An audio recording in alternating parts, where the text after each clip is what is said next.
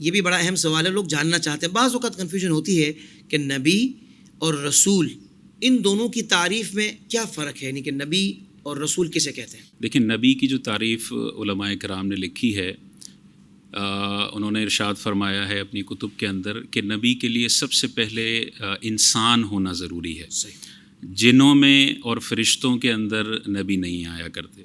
دوسرا، نبی کے لیے مرد ہونا ضروری ہے، عورت کبھی بھی نبی نہیں ہوئی ہے. اور تیسرا، نبی وہ انسان اور مرد ہوتا ہے جو اللہ تبارک و تعالیٰ کی طرف سے جسے بھیجا جاتا ہے، وہ مبعوث ہوتا ہے اور وہ لوگوں کی ہدایت کے لیے بھیجا جاتا ہے، اور اللہ تبارک و تعالیٰ کی طرف سے اس کی طرف وحی نازل ہوتی ہے. اب یہ وحی دو طرح کی ہوتی ہے. ایک تو حضرت جبرائیل علیہ السلام کے وسیلے سے اور واسطے سے وہ وحی آتی ہے، اور کبھی کبھی اللہ تبارک و تعالیٰ براہ راست اپنے نبی پر وحی کا نزول فرماتا ہے، خواب کے ذریعے یا براہ راست. تو نبی کے لیے یہ تین چیزیں ہونا ضروری ہے: ایک تو انسان، دوسرا مرد، اور اس پر وحی کا نزول ہونا.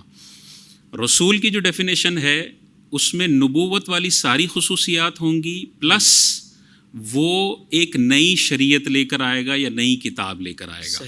اگر وہ رسول نہیں ہے تو وہ پچھلی شریعت کو ہی فالو کرے گا، وہ نئی شریعت نہیں لائے گا. لیکن اگر وہ رسول بھی ہیں تو وہ نئی کتاب لے کر آئیں گے یا نئی شریعت لے کر آئیں گے. اچھا، تیسرا اس میں یہ کانسیپٹ ہوتا ہے کہ آپ دیکھیں گے قرآن مجید میں ملائکہ کے لیے بھی اللہ تبارک و تعالیٰ نے رسول کا لفظ ارشاد فرمایا ہے. جیسے اللہ تعالیٰ نے ارشاد فرمایا اللہ یستفی من الملائکۃ رسلا ومن الناس. اللہ تبارک و تعالیٰ فرشتوں میں سے اور انسانوں میں سے چن لیتا ہے رسول. تو یعنی رسول کا کانسیپٹ ہمیں فرشتوں میں بھی ملتا ہے. فرشتوں میں نبی نہیں ہوتا، لیکن فرشتوں میں رسول بھی ہوتا ہے. اب رسول جو انسانی رسول ہے اور جو فرشتوں والا رسول ہے، اس کے معنی میں فرق ہے.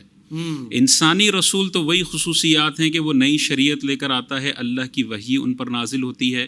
اور فرشتوں میں جو رسول ہوتے ہیں وہ رسول لغوی معنی کے اعتبار سے ہوتے ہیں کہ وہ اللہ کا پیغام دوسروں تک پہنچانے والے ہوتے ہیں یا اللہ تعالیٰ کے احکامات کو پورا کرنے والے ہوتے ہیں. تو یہ مختصر سا ایک ڈیفینیشن ہے نبی، رسول اور ملائکہ رسول. سبحان اللہ، سبحان اللہ. بالخصوص جو آپ نے گفتگو فرمائی حضرت، اس میں ہر نبی رسول ہو یہ ضروری نہیں انسان میں جی، مگر ہر رسول نبی ہوگا انسانوں میں، یہ لازم ہے. سبحان اللہ. ہر نبی رسول ہو ضروری نہیں، ہر رسول کا نبی ہونا ضروری ہے. سبحان اللہ، ماشاء اللہ. کیا کہنے ہیں ناظرین کرام.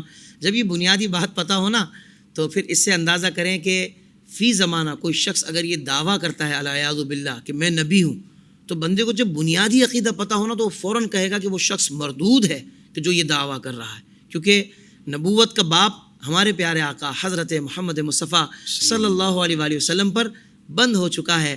اللہ کے آخری نبی جو ہیں وہ ہمارے پیارے آقا صلی اللہ علیہ وآلہ وسلم ہیں.